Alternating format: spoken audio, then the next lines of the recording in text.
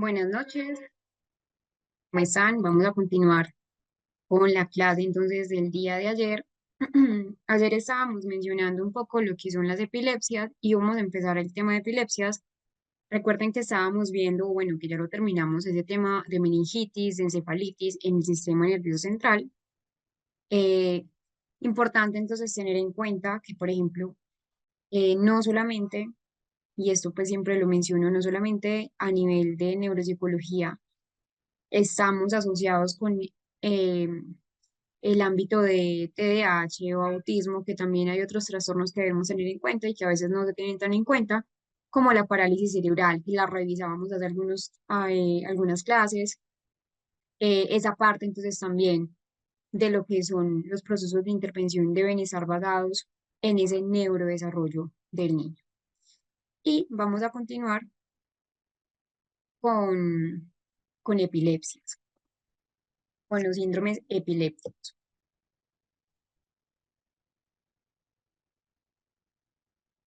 Recuerden entonces que hay material que también vamos a trabajar el día de hoy y que están en el Drive para que entonces lo tengan preparado, es decir, para que tengan abierto el Drive. Dame un segundo, para que tengan abierto el Drive cuando sea el momento, no sea sino descargar el material. Como abres el Drive, le das en el enlace que te enviaron, le das clic, nos preguntan que cómo abren el Drive, le das clic en las carpetas que hay. Si quieres, espérame, yo lo abro por acá para que de pronto, si también hay otra persona que tenga una duda similar, como Debbie, que nos pregunta cómo hace la apertura del Drive. Entonces, denme un segundo, les comparto la pantalla. Mira, Debbie. Entonces, lo que vas a hacer es que,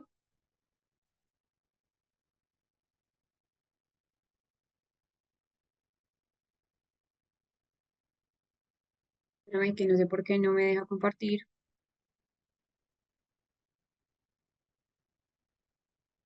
Listo. Entonces, tú te metes acá en Neuropsicología Clínica Pediátrica, que es nuestro diplomado actual. Y acá están unas carpetas donde está pues unos libros generales, diplomados en general de los módulos. Y acá es donde estamos trabajando en ese momento, que son los cursos, pues perdón, los casos prácticos de talleres opcionales. Le das clic y cuando le das clic aparecen entonces todos los casos que vamos a trabajar. Por ejemplo, hoy vamos a trabajar a Julián. No todos son casos prácticos. Por ejemplo, acá también hay informes neuropsicológicos del paciente con meningitis que veíamos ayer, el paciente con la neoplasia y la radioterapia. Acá está el taller que hablábamos ayer de meningitis y trisomía. Y también está la respuesta de ayer. Hoy vamos a trabajar a Julián, que es un caso de epilepsia. No solamente vamos a ver el caso de Julián después de ver los tipos de epilepsia, que es el tema de hoy, sino que también vamos a ver un informe de cómo podrían ser las afectaciones a nivel funcional, a nivel del funcionamiento cognitivo en un caso infantil de epilepsia. No sé si Debbie tenga alguna duda adicional o ya sabe más o menos cómo entrar al Drive. Bueno, lo primero es, tema 3, crisis epilépticas. Ayer hablábamos entonces un poco de lo que era el término. Mencionábamos que la epilepsia es un trastorno que es realmente común en los diagnósticos infantiles. Habíamos hecho una diferencia en lo que era una crisis epiléptica que ocurre en niños con trastornos del desarrollo, con trastornos metabólicos, también puede aparecer con hipoxia, pero cuando hablamos de un síndrome epiléptico o la epilepsia en general son alteraciones que ya se vuelven crónicas en esas funciones cerebrales, que ya hace referencia entonces a un diagnóstico que ya no solamente es una crisis paroxística aislada. Y mencionábamos también que la epilepsia es uno de los trastornos crónicos más prevalentes y que son potencialmente incapacitantes para las personas que con epilepsia. Es decir, no todas, no todas las personas con epilepsia, y eso también lo hablábamos ayer, no todas las personas que tienen epilepsia van a desarrollar una limitación a nivel cognitivo. Eso es muy importante tenerlo presente, pero que sí a nivel, por ejemplo, psicosocial, a nivel social va a tener ciertas limitaciones. En cuanto a la epilepsia, es un amplio espectro de condiciones que realmente lo que va a hacer es que van a mostrar características clínicas, por ejemplo, a nivel electroencefalográfico, hay diferencias en ese papel que van a tener los niños. Algo que también mencionábamos ayer, antes de entrar como tal a lo que es el concepto de epilepsia y la diferencia entre epilepsia y crisis epiléptica, es que ocurre a pesar entre 1 y un 2% en la población pediátrica. La mayoría de los casos se consigue realmente con adecuado tratamiento. Realmente continúan presentando esas crisis epilépticas en diferentes casos, pero que cuando son refractarias van a tener mejor, peor pronóstico.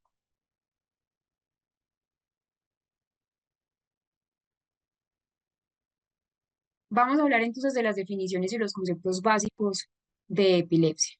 Cuando hablamos del término epilepsia, hablamos entonces que es un trastorno, lo voy a leer literal, trastorno cerebral caracterizado por una predisposición duradera a generar crisis epilépticas y por las consecuencias neurobiológicas, cognitivas y psicológicas sociales de esta condición. Eso es la epilepsia, ¿sí? ¿Y qué es la crisis epiléptica? Es una ocurrencia transitoria de signos y síntomas derivados de una actividad anormal, excesiva o síncrona de la actividad neuronal. Es decir, una crisis puede ser suficiente ¿para qué? Para que en ese electroencefalograma tenga entonces una presencia de un crecimiento normal. Resulta que también tenemos unas crisis refractarias.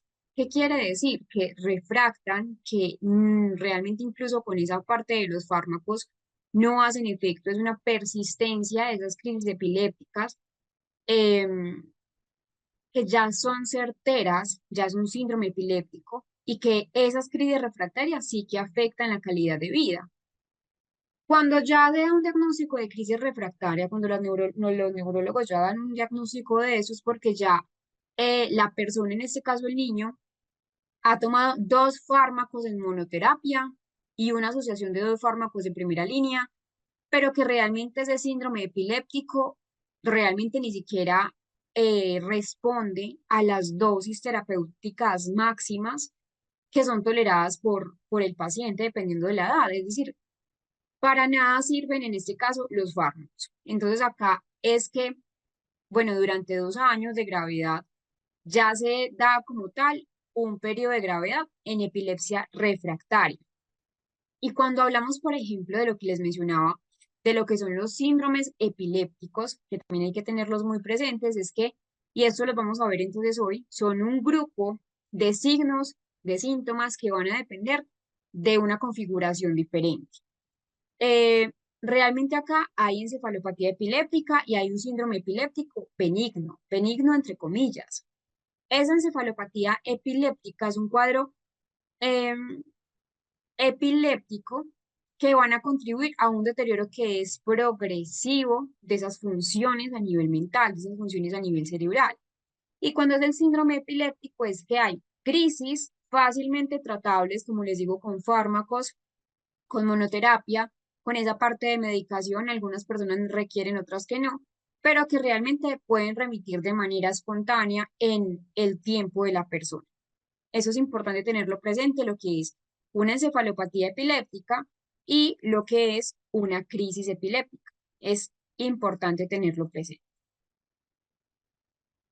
Bueno, ya vamos a hablar de esa parte de las crisis febriles. Van a ver este pequeño video para pues, consolidar un poco más esa parte del aprendizaje en epilepsia, para que tengan una noción de lo que vayamos a hablar y de pronto si no hay un conocimiento previo de las epilepsias, lo puedan entonces tener. Entonces, cuando terminen, ya saben la dinámica, vamos a estar en este espacio y retomamos entonces cuando ustedes hayan logrado terminar. Hay unas fases de la actividad eléctrica o más bien de la actividad epiléptica que debemos tener muy presentes. Entonces, ya teniendo en cuenta lo que es una crisis epiléptica, lo que es un síndrome epiléptico y lo que es una crisis epiléptica, vamos a tener en cuenta esas fases o distintas fases que pueden haber en una actividad cerebral. Entonces, primero tenemos un pródromo, donde acá es el tiempo que realmente eh, transcurre antes de que ocurra en una persona, ocurra actividad eléctrica.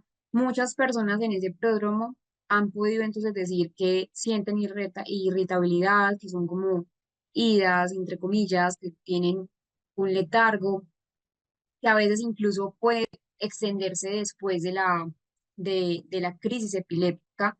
Y es importante entonces mencionar que esa clasificación de la epilepsia va a estar, como lo mencionábamos ayer, igual eso es un recuerdo de lo que son entonces los focos epilépticos, las crisis generalizadas, las crisis de inicio desconocido, y que también debemos hablar de esas fases que son las que estamos hablando. En general, ese prodromo, que es la primera fase, es más predictal, es premonitoria, entre comillas. Se puede decir que la persona acá, la anterior acá, puede entonces sentir, entre comillas, cuando ya ha tenido varias actividades eléctricas, cuando va a venir esa crisis epiléptica.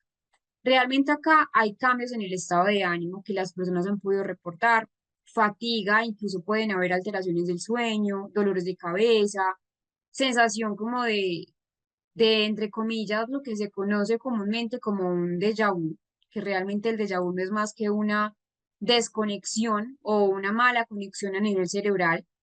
No todos los pacientes experimentan esta fase.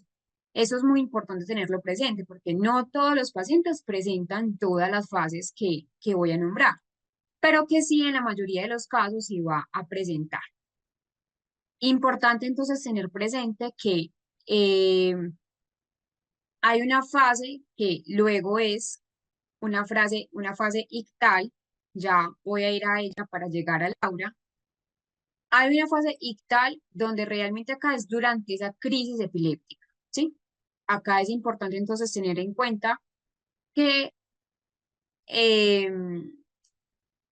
es el momento en el que ocurre o en el que está ocurriendo esa crisis epiléptica. Puede durar desde segundos o incluso puede durar, en muchos casos, minutos. La sintomatología va a variar según el tipo de crisis, según la región del cerebro afectada. Ahí más adelante vamos a ver cuáles son los tipos de crisis epiléptica. Y realmente entonces sabemos que igual la sintomatología va a variar en las personas. ¿Cuáles son los tipos de manifestaciones durante esa fase ictal? Los movimientos involuntarios en una parte del cuerpo, alteraciones sensoriales como si fuera una especie de hormigueo, alucinaciones, tanto visuales o auditivas, cambios en el lenguaje, puede ser como un tipo incluso de disartria transitoria, como si la lengua les pesara, entre comillas, como si fuera algo pesado, o en muchas circunstancias incluso puede pasar, igual recuerden que a veces el internet falla. Todos están viendo mi pantalla en este momento.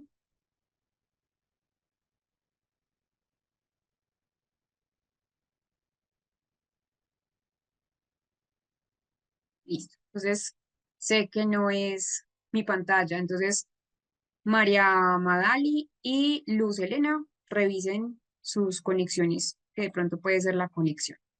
Entonces, en ese sentido, cuando hablamos de esa fase, donde ya es la fase como tal ictal, que también se puede llamar así, podemos ver varios tipos de manifestaciones. Entonces, como les decía, movimientos involuntarios de una sola parte del cuerpo, también, no sé si les mencioné esa parte de la pérdida, o que también puede haber unas alteraciones en la conciencia, sobre todo en esa parte de las crisis de tipo focal, con alteraciones de la conciencia, cambios en el lenguaje, puede ser entre una disartria, pero también una fascia que es transitoria. Es importante tenerlo presente. Y cuando es, por ejemplo, en esas crisis generalizadas, esos son los focos de crisis, pero en las crisis generalizadas, que pueden ser tónico-clónicas, ausencias, mioclónicas, atónicas, en esa fase tónica que hay rigidez muscular, que está seguida por una fase clónica, que son sacudidas rítmicas, y en algunos casos, nuevamente, los pacientes pueden incluso emitir un grito que es involuntario debido a esa misma contracción de los músculos respiratorios antes de perder la conciencia. Realmente acá es un tipo de fenómeno que se observa en las crisis generalizadas, crisis tónico-clónicas generalizadas. Luego viene la crisis. Luego viene la crisis y después de que viene esta parte de la crisis, es importante entonces tener muy presente que, eh, que viene esa fase positral. Después de la crisis, entonces es un periodo de recuperación de la persona, que puede durar segundos, horas, dependiendo incluso de la severidad del tipo de crisis. Es una fase entonces donde el cerebro intenta recuperar su estado normal de cómo venía realmente y hay síntomas comunes en esa fase posictal, por ejemplo, confusión, desorientación, fatiga intensa, dolor de cabeza, dolor muscular. Hay alteraciones también en esa parte del lenguaje, incluso que se pueden ver en esa fase posictal, especialmente en esas del lóbulo temporal o del lóbulo frontal, parálisis de TOD, que realmente esta parálisis de TOD es una especie de debilidad muscular, pero de un solo lado del cuerpo, que a la persona que después tiene una crisis epiléptica le puede durar incluso horas o minutos, a veces puede durar menos, y hay alteraciones emocionales en esa fase posictal, que van a estar como más tristes, más irritables de lo normal. Hay que tener en cuenta entonces que es importante mencionar que por qué es tan relevante estas fases. Primero porque así reconocemos, pues si a una persona le va a dar la crisis, permite la localización también de ese foco epiléptico con ese electroencefalograma y esa duración y la severidad de la fase posictal, que es esta última fase, nos da información sobre el impacto a nivel general de lo que es la crisis en el cerebro y su posible afectación a nivel cognitivo. ¿Cómo se pueden clasificar las crisis epilépticas? Entonces, las crisis epilépticas se pueden clasificar en parciales, focales o crisis generalizadas.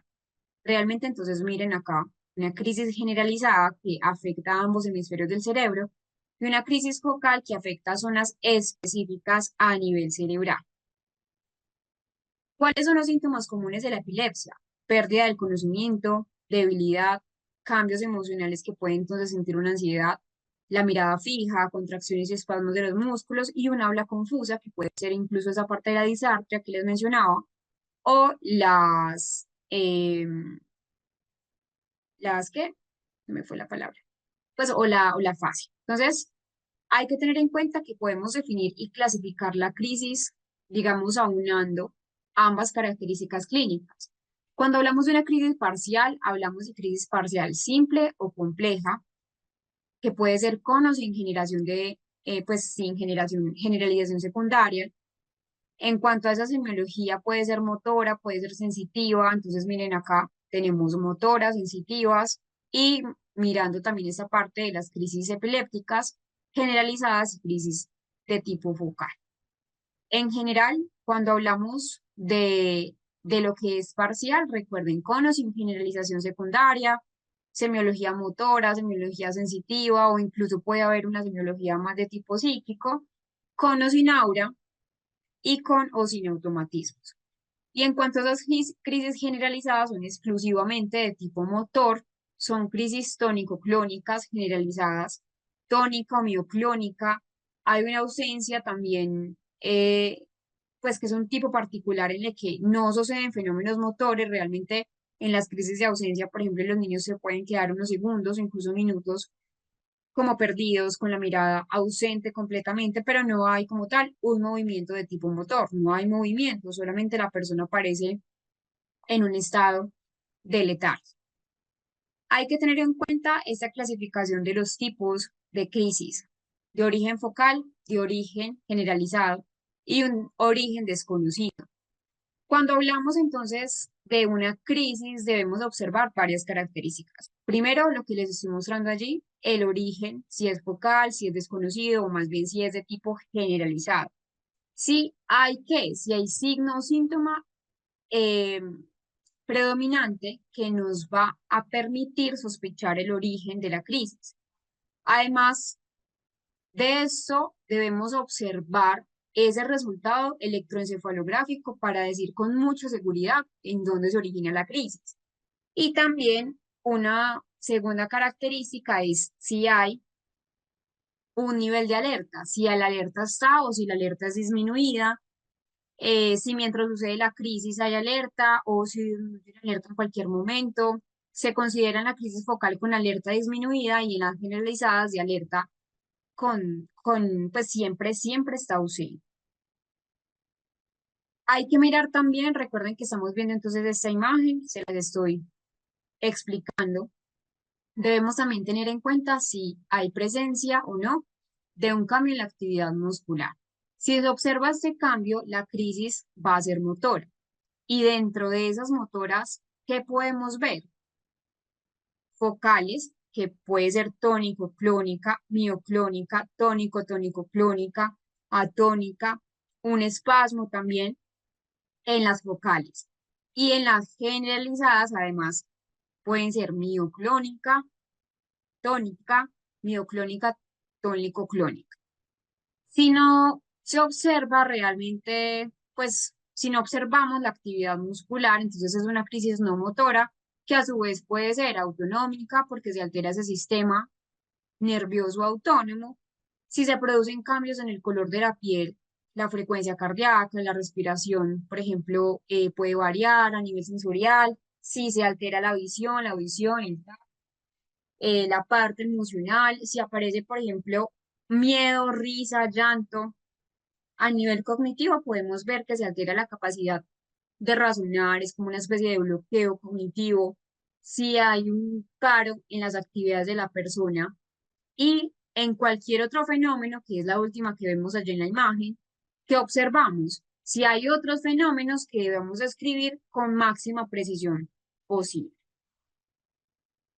Ahora vamos a entrar a conocer lo que son los síndromes epilépticos. ¿Qué es un síndrome epiléptico realmente? Entonces, en un segundo.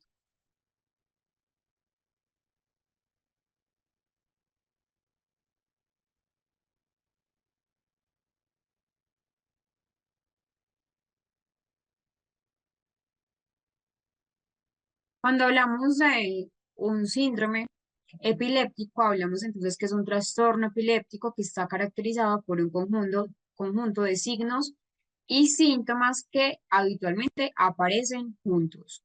Hay una presencia de estas características juntas. Y que el diagnóstico de un síndrome epiléptico debemos considerar varios factores. Lo primero es la edad de inicio. Algunos síndromes aparecen en la infancia, por ejemplo, el síndrome de West, que es el que vamos también a conocer acá. Otros se pueden manifestar en la adolescencia o en la adultez, como la epilepsia mioclónica juvenil. Vamos a tener en cuenta los tipos de epilepsia que acabamos de observar, si son focales, si son generalizadas, o si hay una combinación entre focal y generalizada que también se puede dar. Y cada síndrome va a tener unas anomalías electroencefalográficas distintivas y que son características a cada síndrome, es decir, mirar el patrón de electroencefalografía característico. Por eso es tan importante en neuropsicología leer las neuroimágenes, leer todos los estudios, en este caso, por ejemplo, para conocer el síndrome epiléptico, porque muy posiblemente un paciente te llegue con un estudio eh, que de pronto no le han explicado, que de pronto el neurólogo no ha tenido consulta con el neurólogo y ellos esperan en ti como neuropsicólogo, incluso como psicólogo es una obligación también saber leer este patrón porque de todas maneras estamos hablando de funcionamiento a nivel cerebral.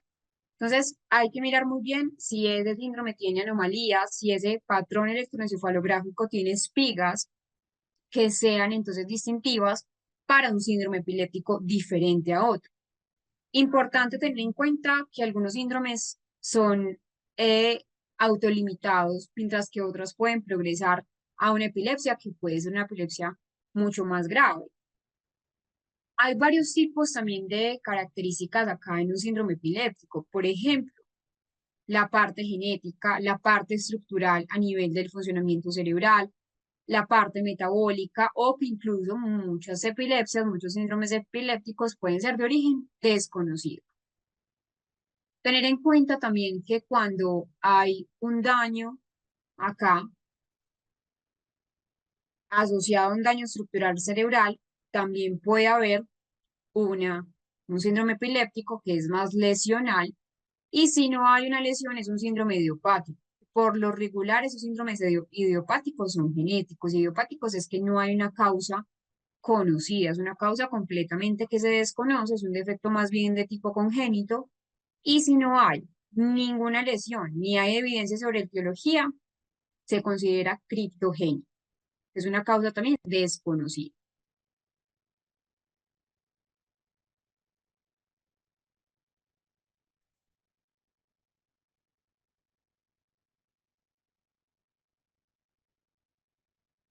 Hay muchas causas de epilepsia, principalmente las que llevan un mayor porcentaje, son un 70%, causas idiopáticas, y un 30% en niños de origen preperinatal y en adultos de origen cerebrovascular o que también pueden ser secundarios a un daño lesional, como lo vimos ahora, entonces, que pueden ser también en TEC. Es muy importante tener en cuenta que acá hay varios síndromes epilépticos, como el síndrome de West, que son realmente espasmos infantiles, el síndrome de Lennox-Gastaut, una epilepsia rolándica, que también se llama epilepsia benigna con puntas centrotemporales, epilepsia mioclónica juvenil, que es el síndrome de Jans, que ya vamos a ver entonces cada uno. Vamos a hablar primero de esos síndromes idiopáticos, es decir, que no hay una causa conocida y que se pueden asociar regularmente a un factor un poco más de tipo genético. Cuando hablamos entonces de los síndromes idiopáticos, antes de hablar de esta epilepsia benigna con puntas centrotemporales, debemos mencionar bueno, y que esta epilepsia pues benigna también se llama epilepsia rolándica, pero les quiero entonces mencionar qué son los síndromes idiopáticos primero. Resulta que cuando hablamos de epilepsias o síndromes epilépticos idiopáticos, son síndromes que tienen características muy específicas, que no tienen una causa estructural, que no hay un metabolismo que explique el por qué existen esos síndromes y que hay entonces un origen que es genético, que se cree que está, síndrome genético, que pues, es subyacente. Aunque en muchos casos realmente no se asocia un gen específico para decir es que este síndrome epiléptico es idiopático, se considera idiopático cuando está muy presente desde esa parte del nacimiento. Acá, en estas crisis de tipo idiopático, son epilepsias que aparecen en personas con un cerebro estructuralmente normal, no hay entonces una malformación a nivel estructural, no hay neuroanatomía anómala y hay un pronóstico relativamente favorable en la mayoría de los casos. ¿Por qué les digo relativamente favorable? Porque recordemos que esto va a depender de pues de muchas características de las que ya hemos venido hablando, que por ejemplo, ¿cuáles son? Principalmente la nutrición, la estimulación, el tratamiento que una persona reciba de manera prudente o no. ¿Cuáles son las características en general, de lo que son las crisis idiopáticas? Lo primero es que hay un presunto origen genético, entonces que se van a asociar a mutaciones específicas. Aunque no todas, como les menciono, no siempre se van a identificar una mutación específica, pero sí se cree que estas epilepsias o estos focos epileptólogos tienen una base genética que va a afectar esa función de los canales iónicos, que realmente pues es lo que hace esa parte de la transmisión sináptica y que también hay una mayor excitabilidad a nivel neuronal, lo que desencadena en una crisis epiléptica. Cuando hablamos, por ejemplo, de este tipo de crisis epiléptica, la mayoría de las crisis idiopáticas, como ya les había mencionado, inician en la infancia. Es decir, suelen comenzar en la infancia, en la niñez, muchos en la adolescencia, casi no todos, pero sí muchos en la infancia. Y depende obviamente del síndrome específico que va a variar el inicio en relación a la edad. Como les mencioné, en una crisis idiopática no hay lesiones estructurales, no hay una malformación, en las neuroimágenes no se observan anomalías estructurales a nivel encefálico y pueden presentarse de diferentes maneras, como por ejemplo epilepsias generalizadas o epilepsias focales, que eran las que veíamos hace un rato. Cuando son generalizadas de tipo idiopático, van a estar las crisis tónico-clónicas generalizadas y las ausencias típicas o que también son mioclonías. Y cuando son más de tipo eh, focal, como la epilepsia rolándica benigna, que es la que vamos a ver, donde esas crisis tienen más un origen de tipo focal. Les mencionaba entonces que tienen buen pronóstico. Su evolución es favorable, en algunos casos desaparecen incluso con la edad, por ejemplo, en esa epilepsia rolándica benigna que vamos a trabajar, pero que de todas maneras va a depender de muchas características asociadas. En general, esas epilepsias idiopáticas se van a agrupar dependiendo de qué, dependiendo de la edad de inicio, dependiendo de las características clínicas de, de una crisis a otra, que tienen variaciones, y los hallazgos en el estudio electroencefalográfico y la evaluación pues, natural de cada uno. La primera es una epilepsia benigna con puntas centrotemporales, que realmente se llama epilepsia rolándica, como también se conoce. ¿Por qué, digamos, se conoce así? Porque es probable que esté localizado, ese síndrome esté localizado en esa parte de la región rolándica. En la mayoría de los casos, ese electroencefalograma se va a ver una actividad mucho mayor en la región rolándica. Hablamos que la edad de inicio va a estar entre los 3 y los 13 años aproximadamente, pues 3 o 14 años, y que hay un pico alrededor de los 7 a los 10 años para dar un diagnóstico de crisis eh, con puntas centrotemporales o esa parte de la epilepsia rolándica. ¿Cuáles son algunas características clínicas que pueden ser muy asociadas a esta parte de la epilepsia benigna? Primero es que las crisis son focales de tipo motor, principalmente durante el sueño e incluso al despertar. Los síntomas son sacudidas, sonicoclónicas, de un lado de la cara, dificultad para hablar. Hay una hipersalivación en los niños. Recordemos entonces que es en el sueño no REM y durante ese despertar suelen implicar entonces esos síntomas más de tipo motor, especialmente como les mencioné en la cara, en la boca, y esto es lo que hace que tengan mayor salivación. Importante acá mencionar que es una crisis que pues la conciencia está preservada. Eh, Esas crisis rolándicas, hay algo importante que debemos tener en cuenta, es que suelen o que se pueden propagar y que se pueden generalizar a crisis tónico-clónicas.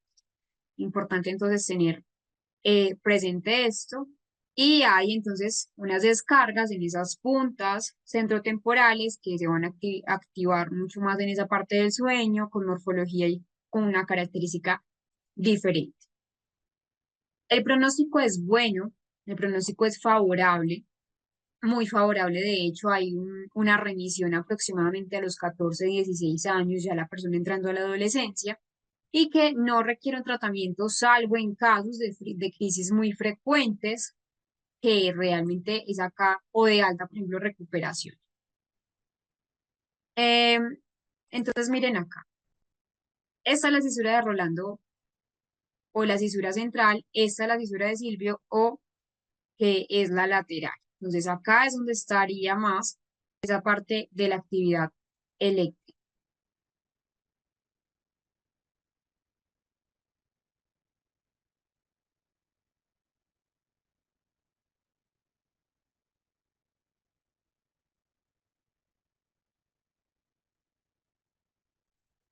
Cuando tenemos un criterio diagnóstico, entonces la punta onda ocupa al menos un 80% del total del sueño no REM.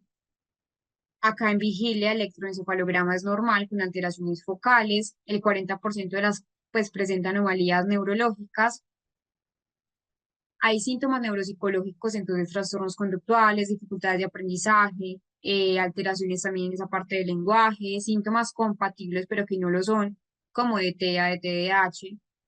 Y eh, a veces suelen ser refractarias con los tratamientos, pero realmente no todas lo son.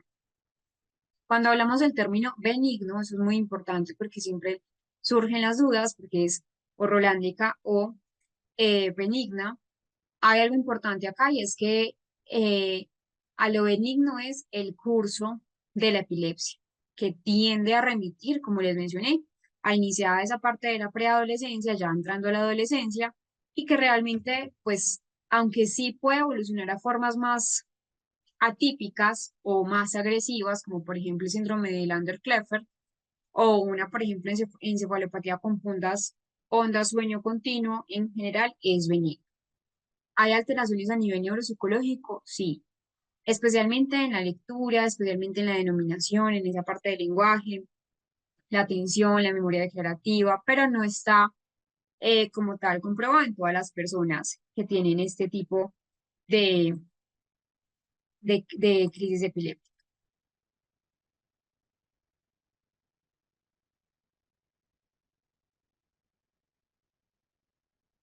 En el material opcional pueden ver este video donde van a encontrar entonces este patrón de, de movimientos, recuerden que también son motoras, para que entonces puedan ver cómo sería esa crisis rolante. Vamos a hablar de la epilepsia con ausencias de la infancia. Cuando hablamos acá de una epilepsia de ausencia infantil, es una edad de inicio entre los 4 y los 10 años aproximadamente, es más común en niñas. Es una crisis de ausencia que es típica, con episodios muy breves, de hecho pueden durar de 4 a 20 segundos, y lastimosamente sí hay una pérdida de conciencia. El niño parece como ausente, como desconectado, como si no estuviera ahí. Eh, Esas crisis de ausencia, como hay una alteración de la epilepsia, perdón, de la conciencia, muy posiblemente el niño parezca como que, pues, como desconectado de la realidad. Hay una decencia incluso de la crisis en la adolescencia, pero no siempre lo es. Y hay decenas o incluso cientos de crisis al día, son muy pocas en cuanto a la duración, es decir, 4 o 20 segundos el niño se desconecta, vuelve a conectarse, se puede desconectar otra vez. Y hay que tener en cuenta que al tener pérdida de conciencia, el niño pierde, digamos, la noción del momento en el que está. La duración es muy, muy breve. El paciente se detiene en plena actividad, no importa lo que está haciendo, se detiene, puede estar jugando y se detiene, puede estar caminando y se detiene, queda como con la mirada fija, no responde así lo llamen. Y hay algo y es que en estas crisis de ausencia no hay una confusión posital, como lo hablábamos ahora. Acá no hay una confusión, es decir, retoman la actividad que estén haciendo, si están jugando, si están escribiendo, retoma la actividad inmediatamente después de la crisis y a veces ni siquiera se dan cuenta que tuvieron la crisis. En ocasiones estas crisis de ausencia tienen automatismos que son ocasionales, movimientos muy sutiles como de parpadear o de masticar, pues de masticación. Muchos pueden frotarse las manos, entonces es muy difícil en muchas ocasiones como darnos cuenta si un niño realmente tiene una crisis de ausencia. Pero sí hay unos desencadenantes que pueden ser comunes: hiperventilación, luces intermitentes, eh, y hay clasificación también de las crisis de ausencia. Crisis de ausencia típica, que es realmente la típica, donde el electroencefalograma, pues son, eh, digamos, de buen pronóstico, muchos remiten en la adolescencia, como les mencionaba, y hay crisis de ausencia que son atípicas, donde realmente aparece un síndrome epiléptico mucho más grave, que ya luego evolucionó al mismo síndrome que hablábamos ahora, que es el síndrome de Lanus-Kleffer, y que realmente muchos no remiten y que hay mayor riesgo de deterioro cognitivo, de resistencia a tratamiento. Por acá, Marta, en el interno, nos pregunta que cómo se hace un diagnóstico. Primero, la historia clínica, ¿cierto? Como toda característica a nivel pues de la salud, siempre la historia clínica, hay unos episodios de desconexión que los padres reportan, que son repetitivos, especialmente en la escuela, porque los docentes muchas veces sospechan que el niño quizás tenga TDAH, pero no es que tenga TDAH, es que realmente el niño se desconecta, vuelve y se conecta. Obviamente esos estudios electroencefalográficos, ese patrón electroencefalográfico nos va a permitir también saber ese patrón de punta de onda generalizada. Y también hay una asociación que a veces reportan con esa hiperventilación. No, el pronóstico es bueno, que realmente pues esa epilepsia de ausencia infantil en un 60 a un 70% de los casos, aunque no todos los casos, se puede remitir en la ausencia, pero las ausencias típicas, pero las ausencias atípicas tienen una peor evolución, eh, persisten mucho más en el tiempo y como les menciono, se asocian más a un deterioro pues de tipo cognitivo.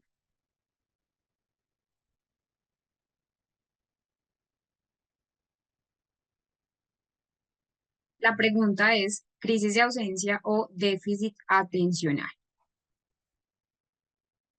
Entonces, allí en el material opcional van a ver este video donde es, pues realmente es un video muy corto. Allí entonces el profesor está mostrando o más bien está preguntando si, pues, si el chico entendió o no entendió y se van a dar cuenta como otro compañero, bueno, no les quiero dañar el video, pero van a ver cómo sería una crisis de ausencia cuando regrese.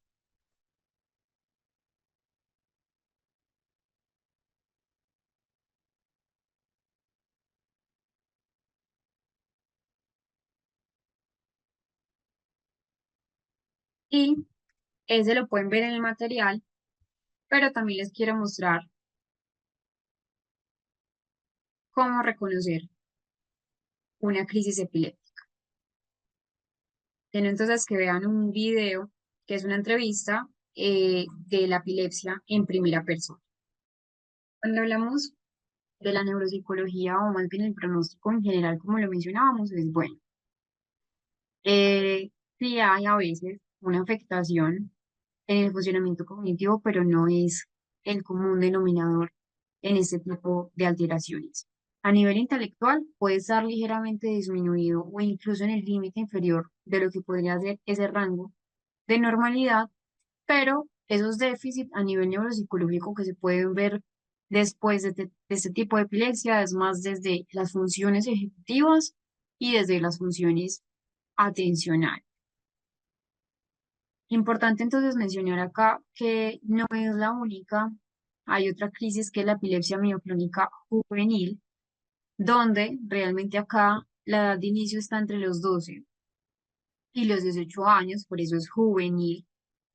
eh, Normalmente en adolescentes que no tienen ninguna otra patología, en adolescentes que son sanos, principalmente a las mujeres. ¿Cómo son esas características clínicas de este tipo de epilepsia mioclónica juvenil? Entonces, hay crisis mioclónicas que son entonces lo que ya habíamos mencionado, sacudidas musculares que son breves, pero que son bruscas, breves pero bruscas, que suelen ocurrir al despertar. Muy posiblemente este tipo de crisis se vaya a acompañar con crisis tónico-clónicas que son generalizadas y en menor medida esas crisis de auxilio. Esas crisis que les menciono que son mioclónicas pueden desencadenarse por deprivación del sueño, consumo de alcohol, consumo pues, de sustancias psicoactivas o que también puede estar asociado a un factor de, de estrés que es importante entonces tener presente. Cuando hablamos, yo les mencionaba entonces que cada uno de los síndromes epilépticos, en este caso, por ejemplo, la epilepsia mioclónica juvenil, hay que entender que hay descarga generalizada de punta de onda, pues es una punta de onda rápida que caracteriza esa epilepsia mioclónica juvenil y el pronóstico, aunque con control, con fármacos, es excelente. Si muchos adolescentes requieren, bueno, adolescentes y ya en la adultez, requieren tratamiento de por vida, porque rara vez. Esta epilepsia mioclónica juvenil, o que por sus siglas es la EMJ, remite, rara vez remite. Por eso muchas personas necesitan fármacos como ácido valproico, la motrigina. La mitad de los casos también pueden presentar, como les mencioné, estas crisis tónico-clónicas. En un tercio de esos casos también están presentes ausencias típicas. Y es importante entonces que acá, por ejemplo, las personas, en este caso jóvenes, que es mioclónica de inicio juvenil, requieren entonces de un tratamiento no solamente farmacológico, sino un tratamiento dual, es decir, un, un control de esa parte emocional, porque esas crisis pueden provocar una repetición de una EMJ. Entonces, entender hábitos de vida, que deben dormir a tiempo, privación del sueño, cero, tratar de no fatigarse, de pronto no tener una ingesta excesiva de alcohol y de sustancias a nivel psicoactivo, porque eso es lo que va a desencadenar ese tipo de epilepsia.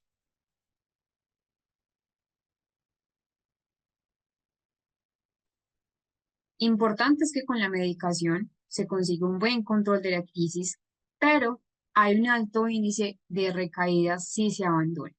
Entonces es muy importante que tengan una adecuada adherencia farmacológica para evitar esa parte de las recaídas a largo plazo, un buen control de las crisis con medicación para que ese nivel intelectual también esté conservado.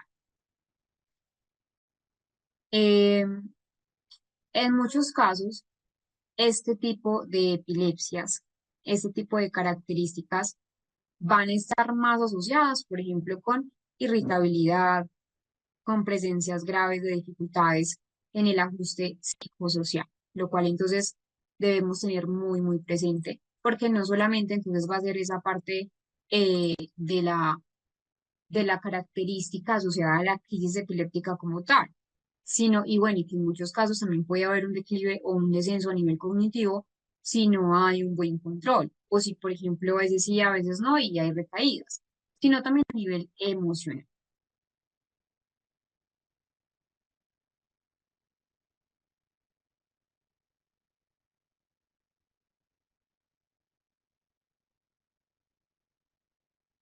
Bueno, vamos a ver entonces este complementario de esa epilepsia mioclónica juvenil.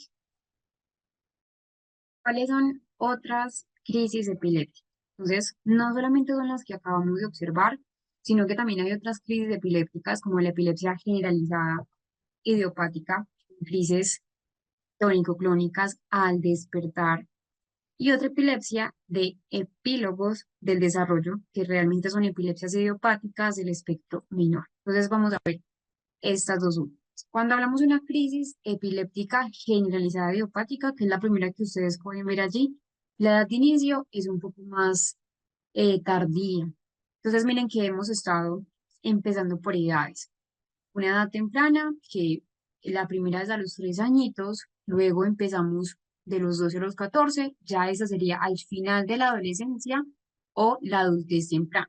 Entonces acá las crisis, ¿por qué están caracterizadas? Por crisis tónico-clónicas que ocurren principalmente en el despertar. Es importante mencionar que es al despertar donde se puede dar esa crisis. Puede haber factores que sean desencadenantes, sí, igual al anterior, como una privación de sueño, como consumo de alcohol, como consumo de estrés. Realmente hay mucha relación entre esa idiopática con, con la infantojuvenil. Hay descargas en electroencefalograma que se pueden ver en esa punta onda, poliespículas, y el pronóstico generalmente es favorable, incluso mucho mejor que el anterior, con tratamiento. Pero sí hay que tener en cuenta que requieren una medicación de por vida. En cuanto a la otra, que es esta segunda, que es esta epilepsia de epílogos del desarrollo, igual sigue siendo, recuerden, una epilepsia idiopática, pero acá es eh, más temprano incluso. Es decir, algunos síndromes son menos comunes dentro de estos síndromes idiopáticos, ese es el menor, digamos el menos común, la edad de inicio sí es un poco antes, de 3 a 6 añitos, Son crisis focales que se van a caracterizar ¿por qué? Por vómitos, por desviación ocular en muchos casos, por pérdida de conciencia. Miren que es muy corto, pues la edad, pero el pronóstico afortunadamente es un pronóstico que va a ser favorable. A veces puede haber también una remisión, que es una remisión espontánea, y eh, hay otro síndrome que no se los pongo acá, pero que también es importante mencionar, que es el síndrome de Gastao, donde es un niño de 7 a 12 años, crisis focales con síntomas visuales, con alucinaciones simples, con ceguera transitoria en muchos casos y como con destellos de luz. ¿Cuáles son algunas consideraciones generales antes de entrar a estas encefalopatías epilépticas? Hay entonces que tener factores que son factores desencadenantes, como cuáles, como la privación del sueño, como el estrés, mm, como la fiebre, como el consumo de alcohol, que puede precipitar mucho más esa parte de la crisis. Eh, pues en general en todas las crisis idiopáticas, ese consumo de alcohol, pero obviamente pues en los niños no se asocia tanto, sino más bien a los adolescentes, y en algunos casos, no en todos, estímulos que son específicos como esas luces intermitentes, que es una epilepsia o más bien un tipo de epilepsia que se llama fotosensible o fotosensitiva, que empiezan a ser un factor desencadenante para esos síndromes idiopáticos. La importancia de un diagnóstico temprano es fundamental. Identificar entonces qué tipo de epilepsia idiopática tiene la persona. ¿Para qué? Para elegir mejor el tratamiento, para educar también al paciente sobre esos factores de riesgo, por ejemplo, en esa parte de la epilepsia o del síndrome epiléptico juvenil, donde, claro, obviamente están en una experiencia de consumo de pronto de licor, están en una etapa de mayor estrés y que pues es un factor de riesgo que hay que educar tanto el paciente como sus familiares, en este caso los acompañantes, para que obviamente vayan a tener muy mejor pronóstico en este caso. Como les mencioné, algunas remiten, no todas remiten. Muchas epilepsias idiopáticas remiten espontáneamente, pero muchas, como por ejemplo esta parte de la epilepsia generalizada idiopática, al despertar requiere entonces una, un seguimiento durante toda la vida a través de un tratamiento farmacológico. ¿Cómo son las encefalopatías epilépticas? Recordemos que las que acabamos de ver son idiopáticas. Ahora, encefalopatías epilépticas, que mencionábamos que estas encefalopatías sí traen consigo un deterioro mayor. Entonces, para entrar a entender un poco qué son las encefalopatías epilépticas, vamos a entender que una encefalopatía epiléptica es un grupo de trastornos que realmente son graves, porque esa actividad epiléptica no solo genera esa crisis, sino que también tiene un impacto perjudicial sobre el desarrollo a nivel cerebral, sobre la función cognitiva, también van a haber cambios a nivel conductual, cambios a nivel motor en la persona, en este caso el niño, y que ese deterioro es significativamente desproporcionado a lo que podría de pronto explicarse por la patología, que es una patología que lo subyace. Ocurre como consecuencia directa de que hay una actividad epiléptica que es continua, que es desorganizada, por eso estas encefalopatías son tan abruptas en cuanto a sus riesgos claves en el desarrollo a nivel cerebral. Muchas cursan con una refractariedad en el tratamiento, entonces muy posiblemente necesiten una dieta catogénica que ya vamos a trabajar en ella y muchos requieren una cirugía.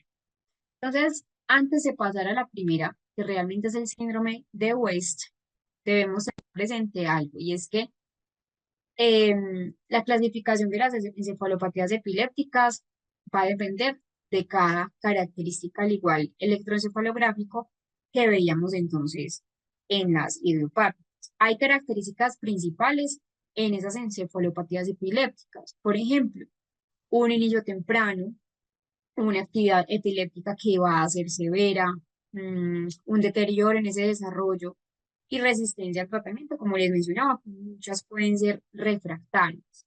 Cuando hablamos de ese inicio temprano, hablamos de que muchas epilepsias o más bien encefalopatías epilépticas se van a presentar principalmente en la infancia, en esos primeros años de vida, donde ese cerebro está apenas en auge, apenas en desarrollo, pero aunque es extraño, esta característica muchas veces pueden aparecer en etapas posteriores, aunque lo general siempre es en inicio temprano.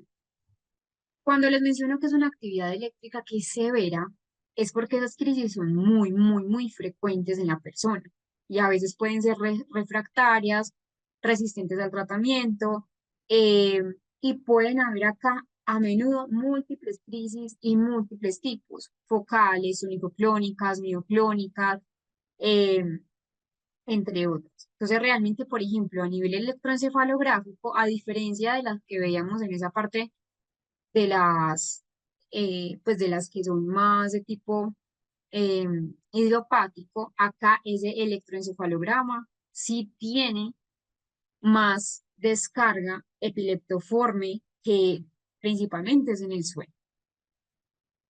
Los niños con este tipo de encefalopatías epilépticas suelen presentar una regresión del desarrollo, es decir, pueden ir muy bien en ese neurodesarrollo, pero involucionan porque hay entonces obviamente un deterioro en el proceso normal de neurodesarrollo. Es como si fuera un estancamiento en, en las capacidades de lenguaje, en las capacidades de la memoria, en las capacidades motoras, en general, en las habilidades cognitivas. Y muchas de esas epilepsias, ni siquiera los fármacos antiepilépticos sirven. Obviamente algunos sí, pero realmente algunos no responden a esas terapias específicas. Hablemos de ese primero que es el síndrome de West. También hay un conocimiento a nivel general que se llama entonces un espasmo infantil. Es un síndrome epiléptico que realmente aparece en el lactante. Miren que acá entonces cada vez más en estos síndromes eh, epilépticos más pues de la encefalopatía, acá hablamos de 4 a los 10 meses de edad. Es decir, es importante mencionar que va a tener obviamente repercusiones significativas a nivel del neurodesarrollo y que rara vez ocurre después de los 2 años. Es importante que tener en cuenta que hay una triada sintomática. Entonces, lo primero es que vemos espasmos infantiles, hay un trazado electroencefalográfico que es desorganizado y una detención o más bien una involución o regresión de ese desarrollo a nivel psicomotor. Es muy, digamos, importante tener en cuenta que ese pico de espasmos infantiles, que es ese síndrome de West, va a aparecer a los 4 y a los 8 meses.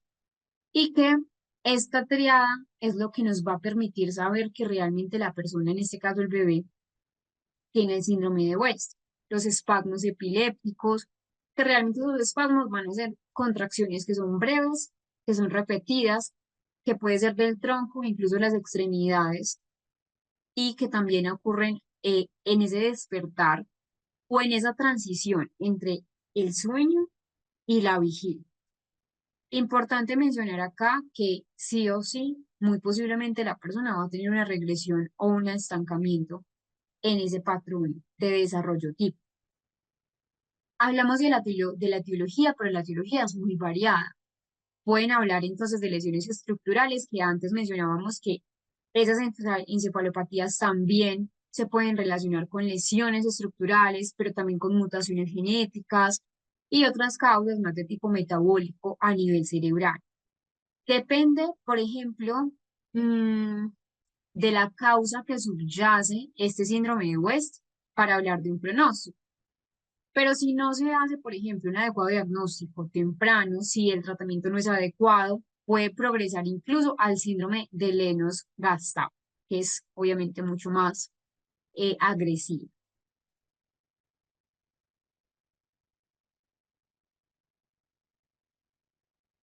Esos espasmos que les mencionaba, entonces son contracciones tónicas, sostenidas, que pueden ser de la cabeza, del tronco, o esas extremidades que van a estar bilaterales. Generalmente vemos un tipo de epilepsia que es simétrica, pero que es brusca, pero que realmente la duración no dura mucho, es un segundo aproximadamente. Hay entonces que tener en cuenta que puede pasar hasta muchas veces en el día, varias veces en el día, dura muy breve, un segundo aproximadamente, pero que van a haber muchas más al despertar o al conciliar esos patrones de sueño. Pronóstico favorable. Es común en niños que desarrollen crisis farmacoresistentes y lo que les acabé de mencionar, que evolucionen hacia el menos gastado y que usan con un retraso cognitivo hasta el 80% de los casos. Muchas veces también hay alteraciones a nivel conductual y rasgos, siempre coloco acá rasgos del espectro autista, rasgos que no es que desencadenen espectro autista, sino que son más bien comportamientos similares a lo que podemos ver en el autismo. Entonces, pérdida de interés social, indiferencia afectiva, pérdida de contacto social, pérdida de los hitos motores que previamente ya habían alcanzado. Y antes de ver este síndrome de Lennox-Gastaut, que es donde se desencadena mucho más digamos, esos síndromes neuropsicológicos en la epilepsia, vamos a ver cómo sería o vamos a complementar mucho más esta parte del síndrome de West.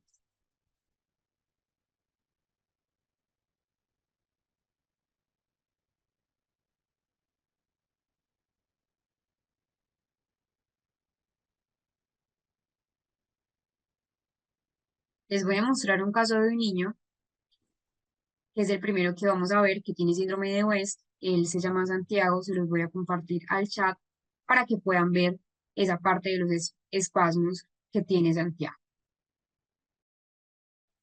Ahora sí es el síndrome de Lennox-Gastaut. Acá hablamos entonces que hay una edad de inicio que va a oscilar entre los 3 a los 5 años de edad. Pero en muchos casos incluso se ha podido documentar que niños más pequeños, que no solamente de 3 a 5 años, que ya se está hablando entonces de investigaciones que de niños de 1 a 7 años, es decir, más tiempo, están teniendo características clínicas de Lennox-Gastaut.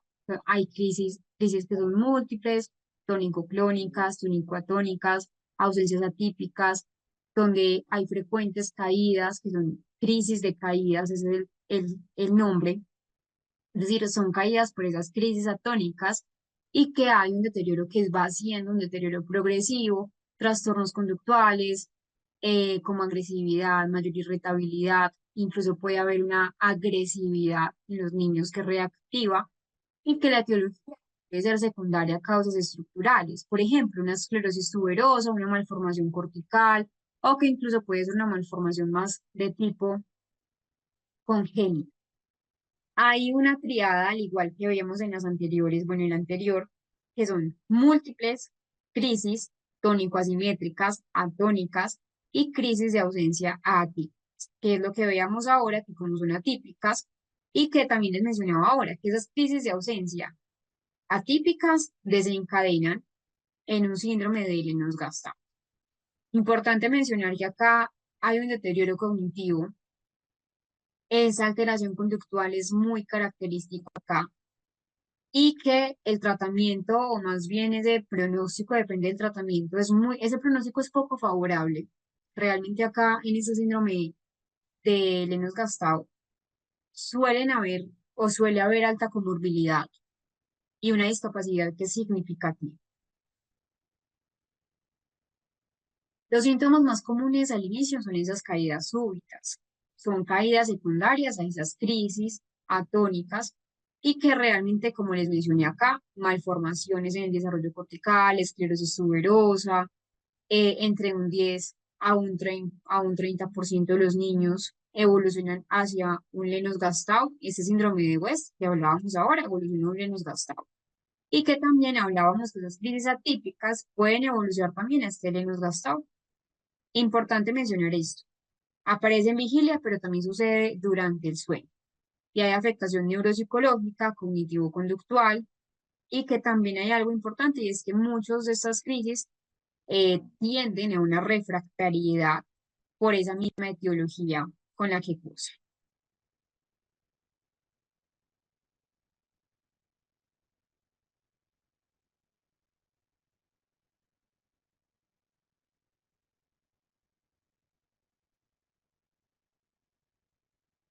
Vamos a complementar esta parte del síndrome de Lennox-Gastaut. Ahora sí, el síndrome de Landau-Kleffner. Acá debemos tener en cuenta que en muchos casos este síndrome se va a conocer como una especie de afasia epiléptica adquirida. Ojo acá, ya el niño para considerarse una afasia epiléptica adquirida debe tener una adquisición completa de lo que es el lenguaje. Afasia significa sin lenguaje. Entonces, para hablar de una pérdida adquirida del lenguaje, que sería lo que significa afasia, ya el niño debería tener un lenguaje al menos estructurado. Acá es importante hablar que las alteraciones están en el lenguaje, que pueden permanecer incluso como secuelas después de que ya se normaliza ese trazado electroencefalográfico. Por lo regular, en este tipo de diagnósticos, el pronóstico no es muy bueno, el pronóstico es más o menos malo. En muy pocos casos, aunque se logra, pero sigue siendo muy baja esa probabilidad, sí se logra una recuperación completa de las funciones del lenguaje, pero son muy contados los casos que tras un síndrome de Landau-Kleffner pueden entonces normalizarse. La edad de inicio es de los 3 a los 10 años de edad en niños que principalmente no tenían ninguna alteración estructural, niños normalmente sanos, con una adquisición típica del lenguaje, pero hay algo acá, es que aunque este síndrome de Landau-Kleffner es poco, miren por ejemplo acá, en Japón hay 1 de cada 1000 niños, es decir, es muy poco los datos epidemiológicos que hay, y los que hay sí realmente son bastante considerables. No solamente hay entonces una involución en el lenguaje, sino que el niño empieza a desarrollar una agnosia verbal, dificultades para esa comprensión auditiva, eh, a veces incluso hay agnosia auditiva donde no reconoce ni siquiera esa parte de los sonidos, y como les mencionaba, sí el pronóstico puede ser bueno, pero en muy pocos casos. En la mayoría de los casos el pronóstico pues es, es desfavorable.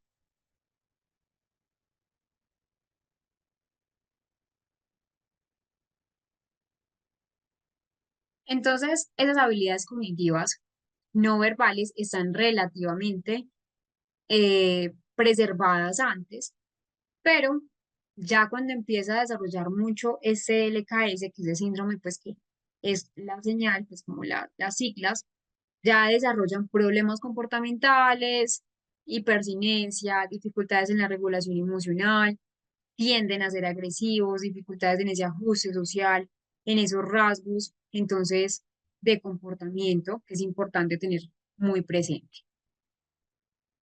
Y vamos a ver otro que es el síndrome de Dravet, que es una epilepsia mioclónica que es grave en la infancia. Hay unas características que realmente es importante tener en cuenta, y ahora nos preguntaban por esas crisis febriles que son prolongadas. Realmente esas crisis febriles van a ser el primer signo de alarma que va a aparecer en el año de vida, al primer año de vida, y que duran más de 10 minutos y que afectan a ambos hemisferios. Hay crisis que son polimórficas, hay mioclónicas, focales, atónicas, tonicoclónicas, que pueden ser generalizadas, y esas crisis son nocturnas que se vuelven muy frecuentes. ¿Cuáles son unos desencadenantes que van a ser muy específicos en este síndrome de Dravet? Fiebre, infecciones, esas luces intermitentes que hablábamos ahora, esa fotosensibilidad, pueden aparecer incluso ese estrés emocional, ese estrés físico y que aumenta esa temperatura ambiental. Cuando el niño entonces tiene ese síndrome de Dravet, hay un retraso psicomotor que es evidente a partir de ese segundo año de vida, trastornos del lenguaje, comportamiento irritable, dificultades para mantener esa atención selectiva y sostenida, dificultades motoras. Muchos niños pueden cursar con una hipotonía muscular, que es una debilidad muscular, poca fuerza muscular. y que se va a asociar a un deterioro que va siendo progresivo. Aunque ese pronóstico es amplio, el deterioro cognitivo sí hay que hablar y es progresivo, es severo en la mayoría de los casos. Eh, y, y realmente acá existe un alto riesgo de muerte súbita inesperada en esa parte en epilepsia. En este tipo de epilepsia hay muerte súbita. Entonces, hay epilepsia, hay enfoque epiléptico y luego hay entonces una epilepsia. Y acá es importante hablar que eh, hay que tener una dieta catogénica, que es una realmente dieta para pacientes refractarios. Hay que igual tener un monitoreo, una prevención de desencadenantes, que realmente lo primero es tener en cuenta esa temperatura corporal en el niño. Vamos a hablar del segundo, que es una encefalopatía epiléptica con descargas epileptiformes continuas durante el sueño. Acá hay una regresión en el lenguaje, que es una característica importante que tenemos que tener en cuenta. Es una característica y es que hay un lenguaje expresivo y comprensivo que va a ser secundario a esas crisis epilépticas. Es importante entonces tenerlos muy presentes. Y también que inicialmente son focales, pero luego pueden progresar o mutar a crisis tónico-clónicas que van a estar generalizadas. ¿Cuáles son algunas características más de tipo comportamental acá o más de tipo conductual? Hiperactividad, dificultades atencionales, problemas conductuales relacionados que debemos tener entonces muy presentes y cuando al pronóstico puede causar déficits cognitivos que son permanentes y no se controla, especialmente en ese lenguaje y algo tan importante que son las funciones a nivel ejecutivo. En muchos casos, cuando por ejemplo ese tratamiento eh, nos funciona, otro tratamiento detallado va a ser esa parte de la cirugía focal en casos específicos, como cuáles, unas lesiones que van a ser más de tipo estructural. Vamos a ver esas epilepsias sintomáticas o probablemente parciales. Recordemos que ya no se llama parcial, sino focal, que este término desapareció, esto lo vimos ayer. Y en general, antes de entrar a este tipo, a este otro tema, vamos a hablar de unas conclusiones generales. Entonces, esas encefalopatías epilépticas son un desafío clínico que, que realmente es significativo porque muchos de ellos, como los que vimos, tienen una resistencia a ese tratamiento y obviamente van a tener un impacto, una repercusión en el desarrollo infantil. La idea es que tengamos un enfoque que sea multidisciplinario, que combine un diagnóstico obviamente temprano, un manejo farmacológico temprano. Terapias a veces no farmacológicas son ideales, como esa parte de la dieta eh, cetogénica y apoyos neuropsicológicos para qué, para mejorar esa calidad de vida de los pacientes. Vamos a hablar entonces de esas epilepsias sintomáticas o focales. Se clasifican según esa región epileptogena. Antes entonces de entrar a la epilepsia del lóbulo temporal y para que no nos quede corto el tema, ya que son las 8 de la noche hora Colombia, vamos a entrar en nuestro receso, como es habitual, y volveremos entonces después del receso a trabajar esta parte de las epilepsias del lóbulo temporal, del lóbulo frontal, del lóbulo occipital y del lóbulo parietal. Iniciemos con la epilepsia del lóbulo temporal. Realmente esta clasificación es según la región epileptógena, perdón, donde tenemos la primera, que es la del lóbulo temporal. Es importante hablar entonces que esas epilepsias hacen parte de lo que son las epilepsias sintomáticas focales. Recordemos que ya no se llama parciales, sino focales, y lo pongo entre comillas. Es importante entonces hablar de algo muy importante, y es que esas epilepsias son aquellas que surgen, ¿por qué? Porque hay una causa, que es una causa a nivel estructural, a nivel funcional que es identificable en el cerebro. Recordamos que las que hablábamos un poco antes del receso eran causas idiopáticas, es decir, no había una causa que fuera algo subyacente al ámbito orgánico, estructural. Pero estas sintomáticas focales sí lo son. Son de origen específico de una región específica del cerebro, que a eso se le conoce entonces una región específica epileptógena, que se puede manifestar entonces en simples, en complejas, dependiendo si hay o no afectación de un nivel de conciencia, que era lo que hablábamos entonces ayer y al principio de la clase de hoy. ¿Cuáles son las características generales de esas epilepsias sintomáticas focales? Lo primero es que hay una causa identificable, es decir, se asocian a una lesión estructural, metabólica, funcional que va a afectar una región puntual del cerebro, frontal, temporal, occipital, parietal también, y que esas causas pueden incluir entonces un tipo de malformación a nivel cortical, pueden ser secundarias a un tumor cerebral, pueden ser secundarias, por ejemplo, un accidente cerebrovascular, esas neoplasias que hablábamos ayer también, o pueden ser secundarias a un TEC, a un traumatismo craneoencefálico. Entonces, no es extraño ver, por ejemplo, algún caso de algún niño que después de un traumatismo craneoencefálico tenga estas epilepsias focales que son sintomáticas. Hay algo importante y es que hay focalidad de las crisis. Tienen manifestaciones clínicas que son específicas dependiendo de la región donde el cerebro se ve afectado. Entonces es diferente las manifestaciones clínicas del frontal, del temporal, del parietal. Pueden ser, digamos, crisis focales conscientes o focales con alteraciones de la conciencia, antes llamadas complejas, y esa parte, focales conscientes, antes llamadas simples. Miremos un poco de este lóbulo temporal.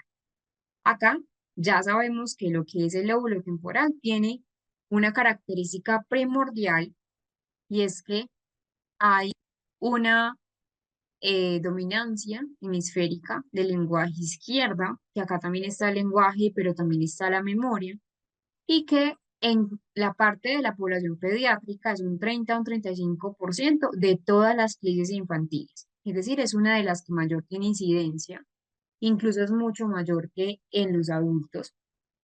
Y acá hay que tener en cuenta varias características.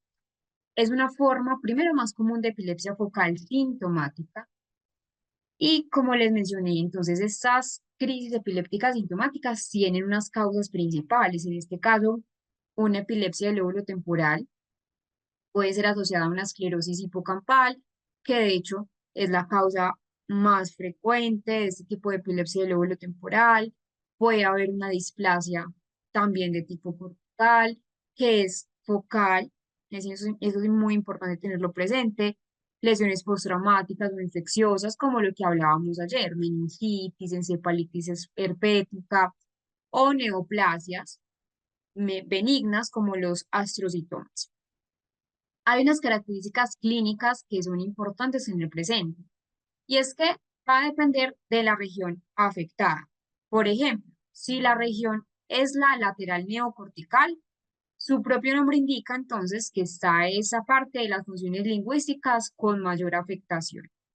Pero sí tiene que ver con estructuras más de tipo mesial.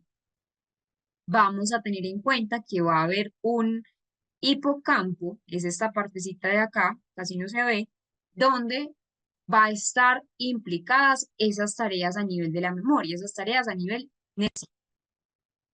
Hay características clínicas que también veíamos ahora y es el aura. Hay síntomas previos a la crisis que van a incluir, por ejemplo, sensaciones epigástricas.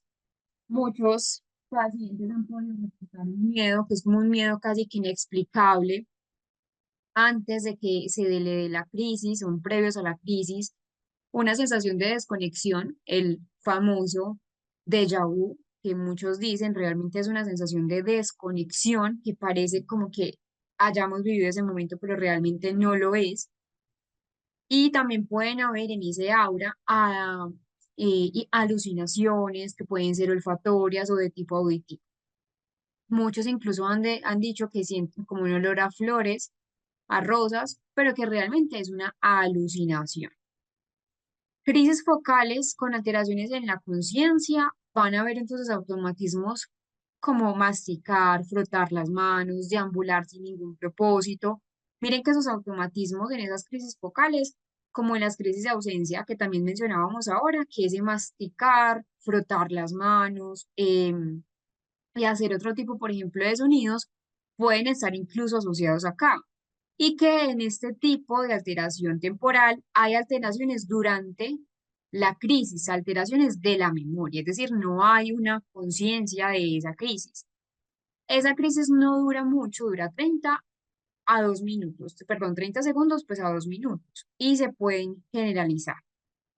Cuando hablamos de un pronóstico y un tratamiento de esta parte del lóbulo temporal, el tratamiento incluye fármacos antiepilépticos, entonces ácido valproico, la motrigina, etcétera, pero como en todas las crisis que ya hemos conocido, pueden existir casos de crisis epilépticas que son casos refractarios, que realmente acá entonces la idea es realizar una cirugía de reducción del foco epileptógeno como una lobectomía temporal en este caso para corregir esa característica. Entonces recordemos esto, lateral neocortical, funciones lingüísticas con mayor implicación y la parte más mesial con funciones hipocampales de lo que son las funciones de la memoria.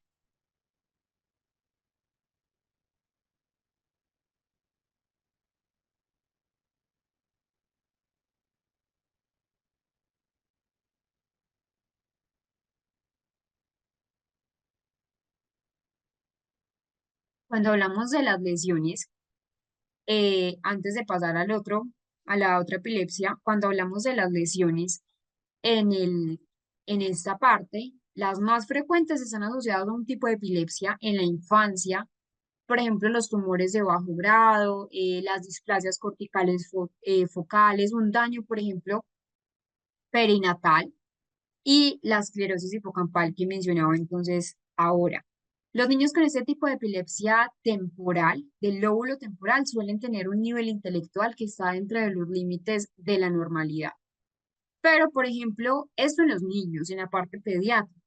Ya en la parte infantil, eh, perdón, en la parte de los adultos, allí es donde las alteraciones van a estar mucho más predominantes en la memoria, el déficit va a ir más asociado a esa zona afectada, es mucho más grave en esa parte de los adultos que en los niños en este caso, y que es importante hablar que hay alteraciones en esa parte de la memoria, pero es muy difícil que se desarrolle una amnesia. Eso en la memoria. Y las alteraciones del lenguaje son muy frecuentes. Hay predominio de alteraciones en qué? En la denominación y en el vocabulario más de tipo receptivo, más relacionadas con estructuras neocorticales y también problemas de aprendizaje. Vamos a ver entonces un video de la epilepsia del lóbulo temporal. Antes de pasar a este de la epilepsia del lóbulo frontal, para que nos quede muy claro esa parte del lóbulo temporal. Hablemos de esta epilepsia del lóbulo frontal. Realmente es una epilepsia que es que puede ser parcial o que también puede ser focal, que realmente es más frecuente en la infancia. eh, Después de esa epilepsia del lóbulo temporal es la segunda más frecuente en la infancia y que también hay que tener en cuenta algo que es importante y es que esa epilepsia frontal está caracterizada porque es eh, una epilepsia con crisis que son breves, pero que son frecuentes y que hay una semiología más de tipo motor que predomina en ese tipo de lóbulo frontal. Al igual que veíamos en la primera, en esa parte de las epilepsias temporales también se pueden dar por una malformación que es de tipo cortical, que puede ser secundario a una neoplasia, que puede ser secundario a una lesión vascular, o incluso, por ejemplo, después de que hay un accidente cerebrovascular, o un traumatismo craneoencefálico que se forma una cicatriz a nivel estructural, a nivel del cerebro, esa cicatriz, eso poscicatriz, puede generar una epilepsia del lóbulo frontal. Entonces, hay miles de etiologías, pero no solamente malformaciones a nivel cortical o las neoplasias o lo que les acabo de mencionar, sino que también puede haber etiologías genéticas, como unas mutaciones genéticas que sean relacionadas con unos canales iónicos más de ese ámbito frontal. Son crisis breves, realmente como característica clínica de ese lóbulo frontal es que son breves, generalmente son nocturnas, hay movimientos motores bruscos, tónico-clónicos, a menudo se asocian con vocalizaciones, con posturas que pueden ser anormales, con movimientos, por ejemplo, pedaleantes, y esa conciencia puede preservarse o se puede alterar. Entonces, eso es muy frecuente en ese lóbulo frontal. Importante acá lo que les mencionaba, esos infartos cerebrales, pero no hemorrágicos, es decir, un accidente cerebrovascular de tipo isquémico, pero no un accidente cerebrovascular de tipo hemorrágico. Eso es muy importante tenerlo presente.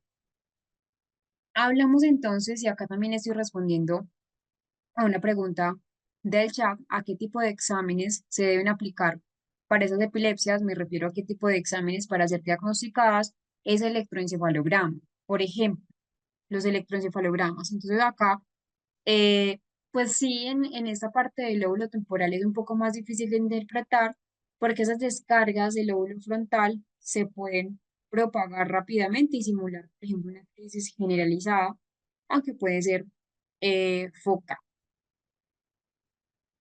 La mayoría de los estudios que hay alrededor de esta parte del lobo frontal, lo que van a sugerir es que a nivel neuropsicológico, principalmente de nivel de inteligencia de los niños con epilepsia del lóbulo frontal, está en la media.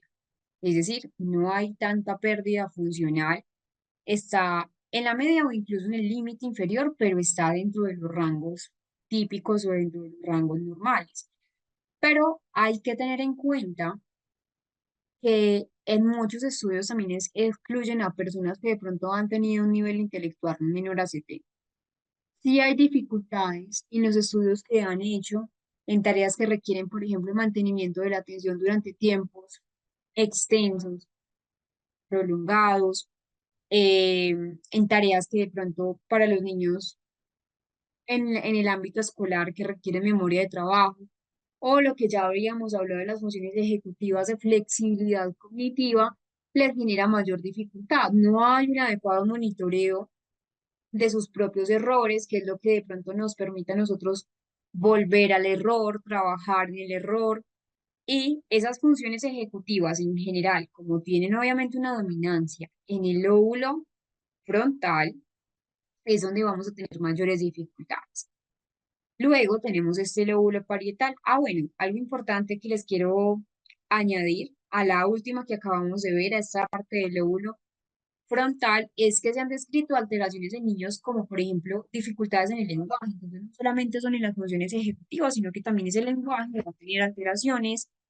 Ese procesamiento también visoperceptivo, aunque ese procesamiento visoperceptual es más característico de lo que es el parietal, también han tenido dificultades en la coordinación motora, alteraciones también en la memoria. Entonces, debido a esa gran conectividad que tiene el lóbulo frontal y a la que de pronto nos encontramos con un cerebro en desarrollo, vamos a encontrar alteraciones en dominios que a priori estaban soportados por otras áreas, como por ejemplo esa parte visoperceptiva, pero que acá, gracias a esa conexión, vamos a tener dificultades, incluso también comportamentales.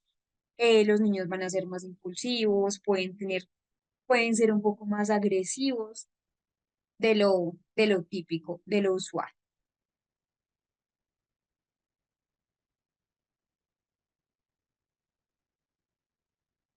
Epilepsia del córtex posterior. Entonces, estaríamos acá en el lóbulo parietal. Acá, respecto a la etiología, igual también es una malformación, al igual que todas estas crisis que estamos viendo, y que tiene que ver principalmente con un 6% de las epilepsias focales. Realmente no es tan común como como la temporal y como la frontal que acabamos de observar, pero acá en esta epilepsia del lóbulo parietal las crisis son menos comunes, pueden presentar una semiología más de tipo sensorial, que es complejo y que obviamente depende pues, del lóbulo que está afectado. Recordemos que el lóbulo parietal tiene una característica muy importante y es esa parte perceptual, sensorial. Las causas también, como les menciono, pueden ser tumores, infecciones como meningitis, como encefalitis, lesiones más de tipo vascular, y hay crisis sensoriales que pueden entonces generar que, bueno, sensoriales de tipo focal, eso es muy importante tenerlo presente. Pueden generar parestesias, hormigueos, sensaciones de calor, sensaciones de frío, sensaciones, eso es muy importante tenerlo presente. Puede incluso, porque como está en esa parte sensorial, llegar la persona a tener alucinaciones, somatosensoriales, alteraciones también en ese esquema corporal y puede estar relacionado también a fenómenos más de tipo visual. Es muy importante entonces tener en cuenta esta característica que muy posiblemente las personas, en este caso en etapa pediátrica de la que estamos hablando, es que pueden tener una percepción errada de su esquema corporal o ver cosas donde realmente no están. En algunos casos, por ejemplo, esta parte del lóbulo parietal, esas crisis pueden propagarse al lóbulo frontal o temporal y ahí es donde genera síntomas adicionales. Lo mismo pasa en los otros tipos de epilepsia. Se propaga, si es en el temporal, se puede propagar hasta a este parietal o al frontal. El pronóstico es muy bueno, digámoslo así.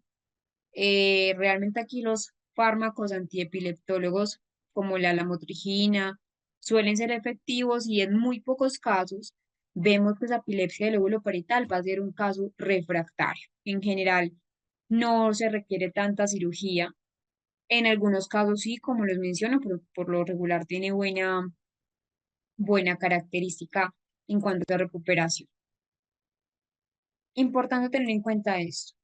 La corteza parietal tiene áreas que realmente tienen numerosas, que son elocuentes y que van a afectar otras características. Entonces, por ejemplo, dificultad para percibir e integrar datos de tipo espacial en este parietal. Lo que hacemos es integrar los datos espaciales. Puede haber una negligencia contralateral. Recordemos que porque el cerebro es decusado, es contralateral, alteraciones en lo que les había mencionado en el esquema corporal y hay una zona muy importante que es este giro angular, donde hay una alteración que específicamente en este giro angular va a generar el síndrome de Gershman, que son dificultades en la orientación derecha-izquierda, acalculia, agnosia. En general, entonces, el nivel intelectual está en el límite inferior al rango, pero que muchos pueden también estar en el rango normal. Vamos a entrar a conocer esta epilepsia del lóbulo occipital. Esta epilepsia del lóbulo occipital, entonces, es menos frecuente incluso que la del lóbulo parietal.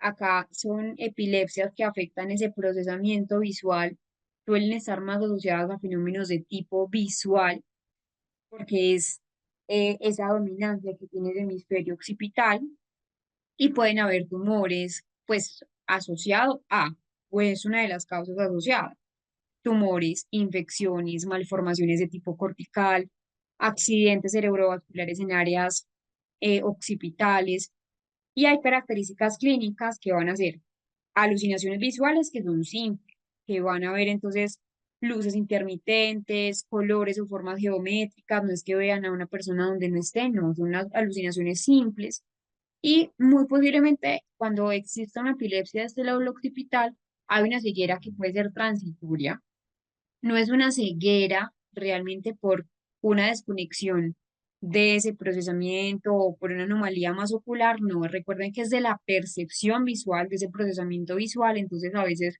las personas pueden tener pérdida ceguera transitoria o pérdida de uno de los dos campos visuales. Esas crisis también se pueden propagar al igual que las demás áreas que son subyacentes.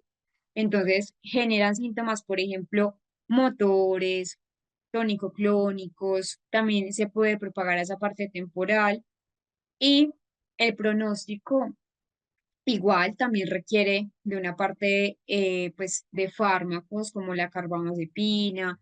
Hemos visto que el ácido valproico también se va a relacionar con muchos tipos de epilepsia y que en muchos casos la cirugía puede ser considerada en pacientes solamente que refractan esos medicamentos.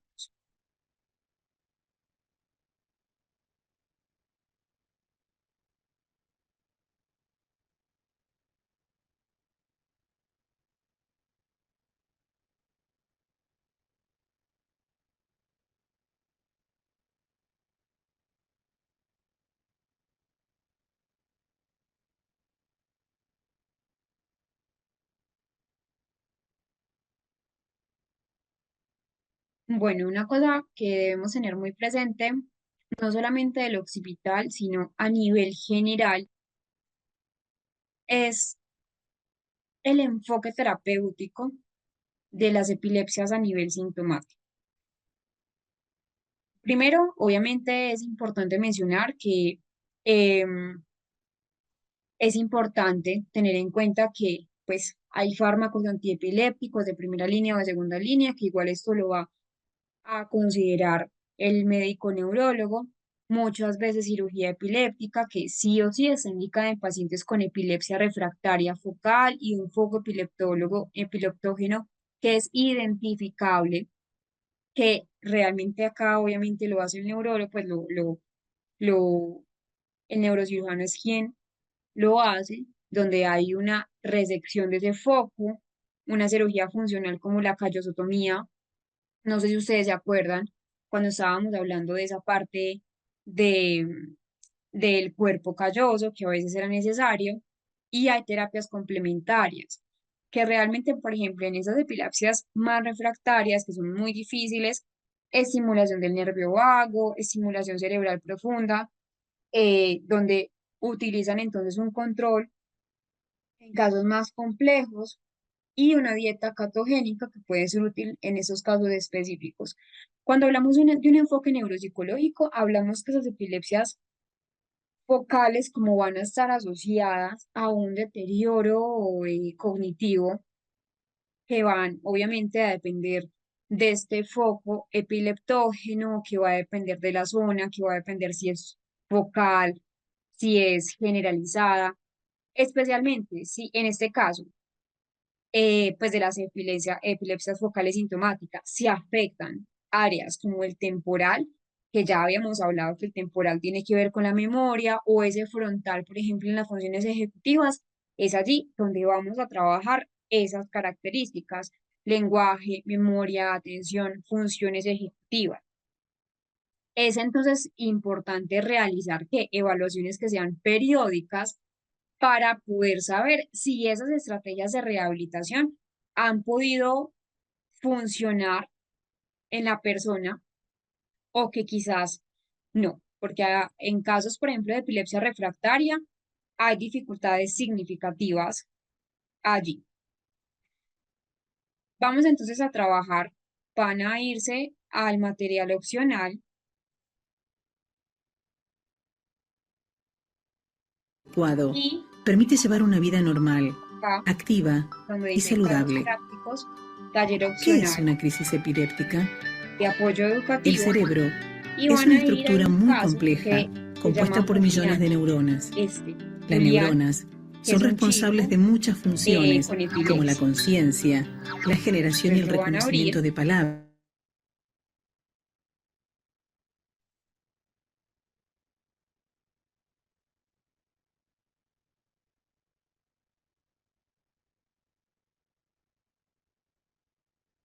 En forma Y anormal. sale algo como esto. Esta alteración se denomina crisis. Vamos a leer Tipos entonces de un poco crisis el caso. epilépticas. Ya ustedes lo tienen En la mayoría de completo los en el casos, material las de crisis apoyo. aparecen de forma súbita e inesperada.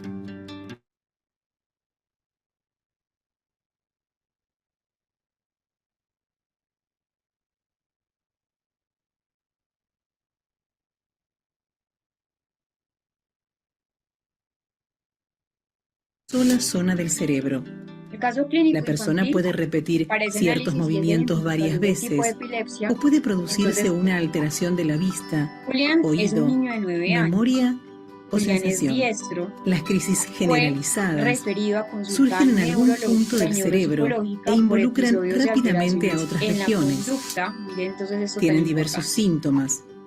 En la Los conducta músculos se y dificultades aflojan y escolares la persona que cae han al suelo, empeorado en los o últimos puede 2 años. sufrir rigidez Entonces miren que muscular en tienen todo un el cuadro cuerpo ya o de 2 años sacudidas que es masivas, importante tenerlo súbitas presente. y breves. Los padres reportan También episodios, existe una entre crisis comillas, llamada pequeño extraños, mal, que ocurren más frecuente en principalmente en niños, casa, donde el pero en afectado ocasiones permanece también con la pueden mirada suceder en perdida el o colegio. ausente durante unos Julián segundos, no tiene antecedentes desconectado de su perinatales, entorno. esto es sumamente importante, recuérdenlo Pero aquí las crisis para generalizadas identificar el tipo de epilepsia.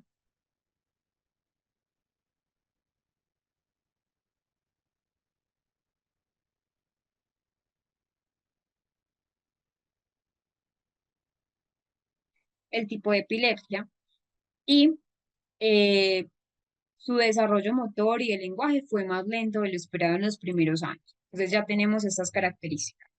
Acá están la historia de los episodios. Entonces los episodios son breves, duran de 1 o 2 minutos y ocurren sin previo aviso.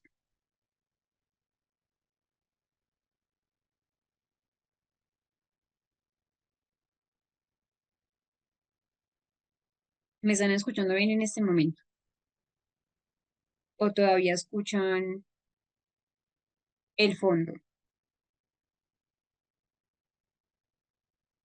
Antes de los episodios, Julián menciona como una especie de dolor raro, entonces miren lo que habíamos hablado del pródromo y el aura, en el abdomen o una sensación extraña en el pecho. Durante el episodio, su mirada se fija en un punto fijo, no responde cuando se le habla y realiza movimientos repetitivos con las manos. Recuerden que esto lo hablábamos en varios tipos de epilepsia, como apretar los dedos. En ocasiones también los padres han notado que se chupa los labios y que realiza movimientos masticatorios sin razón aparente. Importante entonces mencionar algo indispensable y es que a nivel neuropsicológico tenía entonces diferentes dificultades. Bueno, y acá, hasta acá, es esa parte de la historia clínica, que también es importante mencionar que hay dificultades escolares y conductuales reportadas. Recuerden que los episodios de Julián no solamente estaba eh, perdón, en su casa, en su hogar, sino que también estaba en el colegio. No era tan recurrente, pero sí en el colegio que pasaba más, o porque los profes se empezaron a alarmar, porque ese desempeño bajó en la lectura, bajó en la escritura, realmente habían muchos errores que eran muy frecuentes, incluso, por ejemplo, Julián no tenía la misma habilidad que tenían sus compañeros para poder leer, para poder escribir. Algo importante es que Julián, así fuera un texto simple, Julián no comprendía. Y eso también pasó en las evaluaciones neuropsicológicas. Cuando se evaluó a Julián, obviamente Julián es un seudónimo, Julián no es el nombre real, eh, Julián no comprendía la instrucción y hacía algo completamente opuesto a lo que se le daba, pues como en la primera instrucción. Entonces, si tú le decías, bueno, Julián, lo vas a hacer de tal y tal forma, Julián lo hacía de una forma completamente diferente, pero no era por un desafío, sino porque realmente esa instrucción, y recordemos que acá las instrucciones tienen que ver también no solamente con la comprensión del lenguaje, sino también con esa memoria de trabajo. Julián hacía lo primero o no hacía lo último, o hacía lo último pero no hacía lo primero. Es decir, esa memoria de trabajo estaba muy alterada, dificultades para recordar información aprendida, en clase no lograba aprender, tenía muy mala memoria verbal, pero también tenía muy mala memoria visual y tenía dificultades para mantener la atención y seguir instrucciones, que eso se los acabé pues, de mencionar. Cambios en el estado de ánimo que nos dan entonces un indicativo de qué tipo de epilepsia puede ser, episodios de irritabilidad, ansiedad, especialmente después de los episodios. Van a leer entonces todo el caso clínico, que están las pruebas neuropsicológicas y se van a ir a las preguntas para ustedes. Tenemos 7 minutos para hacer el ejercicio. Entonces, ¿qué tipo de epilepsia sospechas en esos datos clínicos, neuropsicológicos? ¿Qué relación establecemos? ¿Qué estrategias de intervención según sus profesiones pueden implementar? No solamente van a ir a estrategias neuropsicológicas, sino en general en sus profesiones, y qué factores diferenciales, que eso es lo más fundamental en un diagnóstico, tienen para que sea una epilepsia del lóbulo temporal. Entonces, para eso tenemos 7 minutos del ejercicio. La idea es que lo socialicemos. Entonces, recuerden leer todo el caso clínico que está en el material de apoyo. Vamos a resolver el caso que estábamos entonces trabajando de Julián. Vamos a mirar cada una de las preguntas y la idea es entonces que la resolvamos. Entonces, teniendo en cuenta, bueno, y también hay que tener en cuenta pues como los tipos de epilepsia que ya hemos revisado. Vamos a ver entonces este caso de Julián. La idea es que tengan el caso a la mano para que lo podamos entonces trabajar.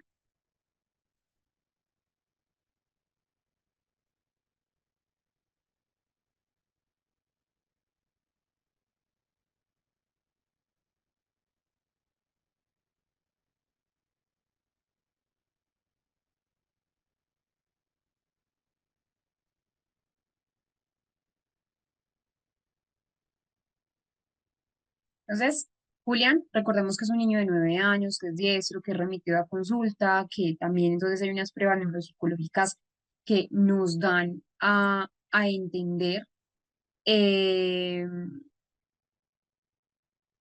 pues que obviamente Julián tiene dificultades significativas.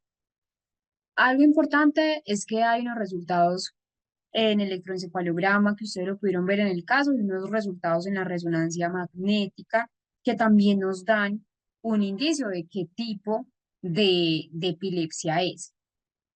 La primera es qué tipo de epilepsia se sospecha.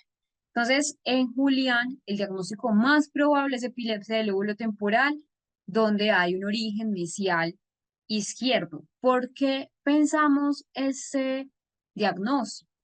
Recordemos que a neuropsicología llegan muy posiblemente remitidos de quién, de psiquiatría y de neurología, donde ya hay un electroencefalograma y donde ya también muy posiblemente hay una resonancia magnética. En el caso, por ejemplo, de Julián, esos resultados electroencefalográficos y esos resultados en la resonancia magnética ya nos daban un indicativo y ya previamente para Julián había un diagnóstico que el neurólogo le había dado. Hay unos déficits neuropsicológicos que nos dan una sospecha de por qué Julián tiene esa epilepsia del lóbulo temporal. Entonces, por ejemplo, hay esos episodios que Julián tenía de desconexión con automatismos. Recordemos que Julián entonces tenía movimientos masticatorios, tenía frotamiento de las manos, eh, que Julián entonces tenía ciertas características que son importantes en esa epilepsia del lóbulo temporal. Habían auras que él describía, que era esa sensación abdominal o esa sensación torácica extraña que él mencionaba y que son muy comunes en las epilepsias del lóbulo temporal. Y obviamente pues también esos hallazgos, como les mencioné, en la resonancia magnética y la actividad eléctrica en electroencefalograma. Esa relación entre los déficits neuropsicológicos y las áreas específicas, de hecho ahí en el caso están muy bien descritas, entonces memoria verbal, había una alteración en la atención y en las funciones ejecutivas, en el lenguaje, el estado emocional que él mencionaba, que tenía irritabilidad, que había una ansiedad refleja a un posible impacto del sistema límbico, esa parte de la amígdala con la ansiedad, pero que de todas maneras no lo podemos generalizar siempre a un impacto solo del sistema límbico, un impacto estructural, sino también puede ser obviamente a nivel emocional general.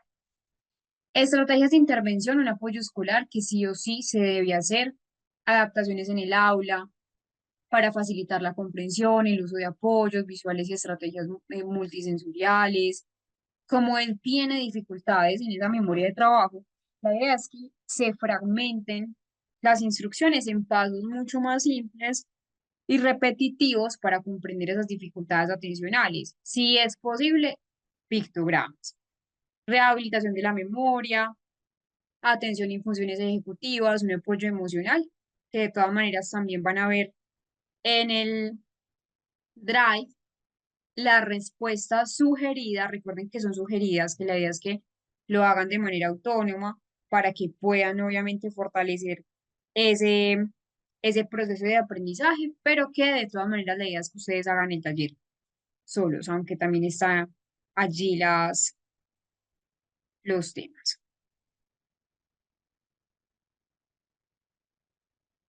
Vamos a hablar de otros en este tiempo que nos queda de clase. Vamos a hablar de otros síndromes que se asocian a la parte infantil.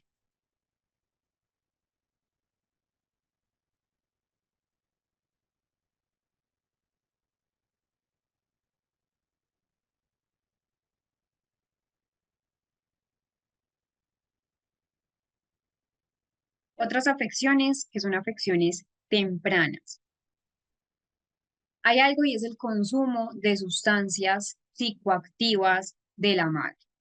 Cuando hay un consumo de sustancias psicoactivas en esa parte del embarazo, especialmente vamos a ver cuáles tipos de sustancias psicoactivas van a ver y van a tener en cuenta esa cantidad de discapacidades a nivel intelectual que podemos ver en estas características.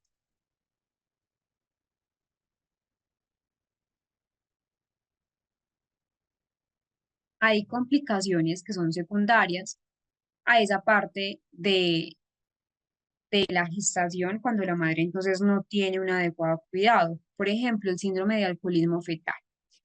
Entonces, esa exposición prenatal eh, a esas sustancias que son teratógenas, esa parte de alcohol, la cocaína, obviamente estamos hablando, y vamos a hablar solamente del síndrome fetal y mañana vamos a hablar de otras, pero esas sustancias que está la cocaína, está el consumo de alcohol exacerbado, van a generar trastornos a nivel neuropsicológico, trastornos a nivel neurocomportamental y neurocognitivos en los niños, que realmente allí vamos a tener ese síndrome de alcoholismo fetal, donde son niños que tienen deficiencias en ese procesamiento, anomalías incluso faciales. El alcoholismo, el síndrome de alcoholismo fetal tiene asociado un factor estructural, morfológico de sus rasgos a nivel de la cara. Entonces es un término paraguas, este síndrome de alcoholismo fetal, que lo que hace es describir esos problemas que se encuentran cuando el feto se expone al alcohol. Hay algo acá y es que ese síndrome de alcoholismo fetal, o más bien ese alcohol, tiene efectos nocivos sobre el feto, porque realmente acá eh, el feto no es capaz de expulsar, como lo hacemos de pronto nosotros cuando somos grandes y tomamos alcohol, que expulsamos esa parte del alcohol. Los niños con SAP suelen presentar retraso en el desarrollo, exceso de actividad, torpeza motora, dificultad para mantener la atención en las cosas, problemas de aprendizaje. Se asocia bastante a un retraso cognitivo y lo que acabamos de ver, trastornos epilépticos. Importante mencionar entonces que hay rasgos faciales que son característicos. Miren, por ejemplo, acá es un puente nasal bastante bajo de lo que debería ser. El labio superior es considerablemente delgado, la nariz es chata y aplanada, no hay surco como tal nasolabial o ese filtro labial que también le llamamos. Es acá muy plano. Eh, los pliegues, por ejemplo, de lo que nosotros le llamamos ojeras, los pliegues epicánticos son bastante pronunciados. Esto hace parecer que la persona, el niño en este caso, que tenga síndrome de alcoholismo fetal, parezca con ojeras, pero realmente es una pronunciación o un alargamiento de estos pliegues epicánticos. Em, También esa parte de la oreja La parte superior de la oreja parece no haberse desarrollado, como si fuera en una punta, bastante frecuente. Entonces, esa etiología del síndrome fetal va a tener diferentes características. La primera es el consumo de alcohol, ¿cierto? El consumo de alcohol que es frecuente en la madre, que se asocia a más de 7 copas al día o incluso que puede hacer en la semana. Mañana entonces vamos a terminar esta parte de la teología y todo lo que es el síndrome de alcoholismo fetal, que es bastante significativo, y cómo serían esas manifestaciones clínicas. También continuaremos con esos psicosíndromes que son bastante interesantes. Y bueno, vamos a dejar así por hoy para que no nos quede corto el tiempo. Mañana recuerden que terminamos con este síndrome de alcoholismo fetal. Espero que descansen bastante y que nos podamos entonces ver mañana. Recuerden preparar esas lecturas complementarias. Que estén muy bien.